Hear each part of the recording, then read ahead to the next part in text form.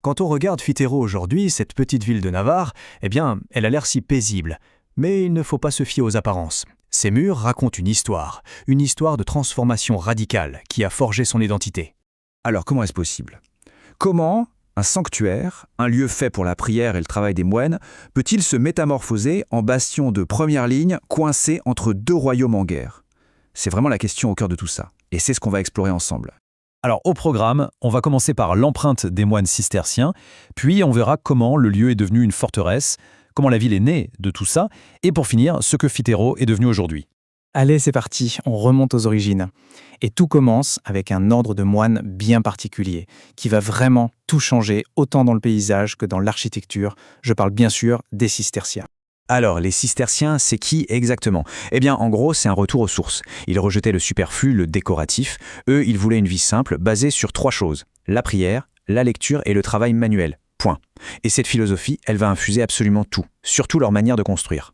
Et c'est là que Fitero entre en scène. En 1140, grâce au soutien du roi Alphonse VII, les cisterciens s'installent en Espagne. Et leur premier monastère sur la péninsule, ils le fondent ici, à Fitero. C'est vraiment le point de départ de toute notre histoire. Et cette philosophie, on la lit directement dans leur plan. Le carré monastique, c'est un modèle d'organisation. Tout est pensé, tout est logique.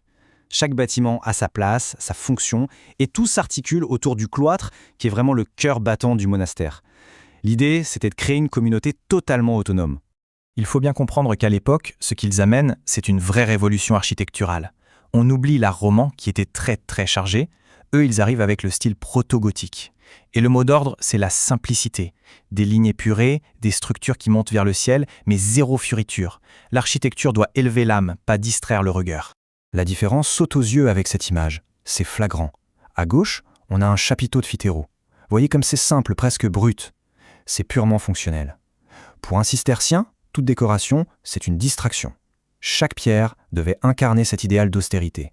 Bon, maintenant, on change complètement de décor. On passe à la deuxième grande étape de l'histoire de Fitero. Et là, ce n'est plus la foi qui dictait les règles, mais la géographie et la guerre. Ce havre de paix ne va pas le rester très longtemps. Et voilà. Tout s'explique avec cette carte. Regardez où se trouve Fitero, pile sur la frontière. Une frontière super instable entre 2 royaumes rivaux, la Castille et la Navarre. Du coup, sa position devient ultra stratégique. Et un monastère à cet endroit précis, ce n'est plus juste un lieu de prière. Non, ça devient un pion essentiel sur l'échiquier militaire.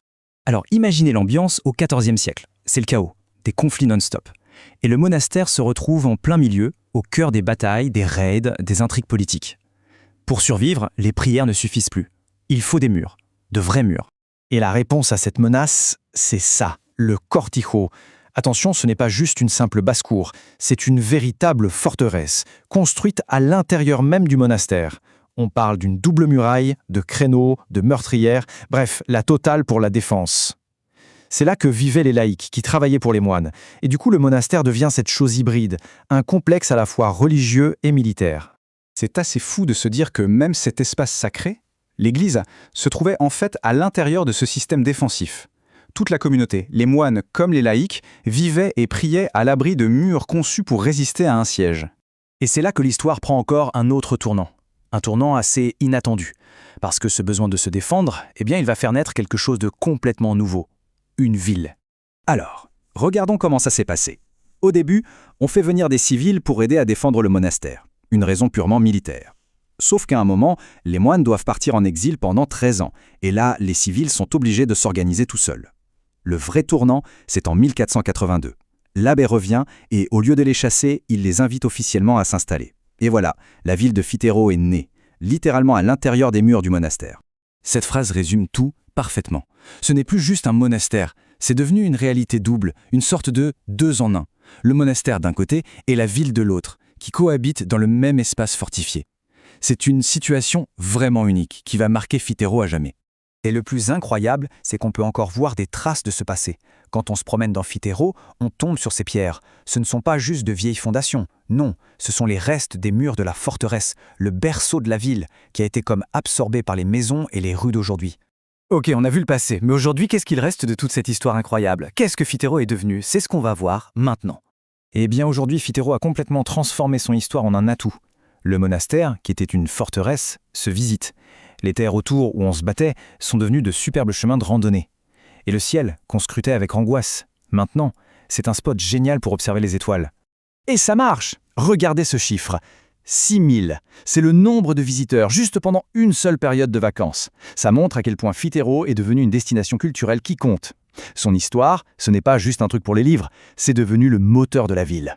Finalement, on peut dire que la boucle est bouclée. Le lieu est le même, mais sa fonction a été complètement réinventée. Le bastion militaire d'autrefois est aujourd'hui un monument national. Et ce qui était une zone de conflit est maintenant un paysage qu'on vient admirer pour sa beauté.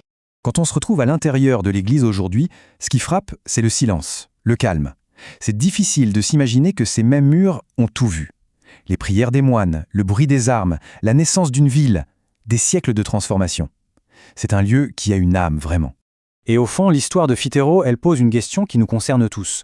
Chaque lieu qu'on habite, chaque ville, a des couches d'histoire comme ça, souvent invisibles. Quelle bataille, quelle décision, quelle transformation se cachent derrière les murs qu'on croise tous les jours. Ça donne envie, peut-être, de regarder les pierres qui nous entourent avec un œil un peu nouveau.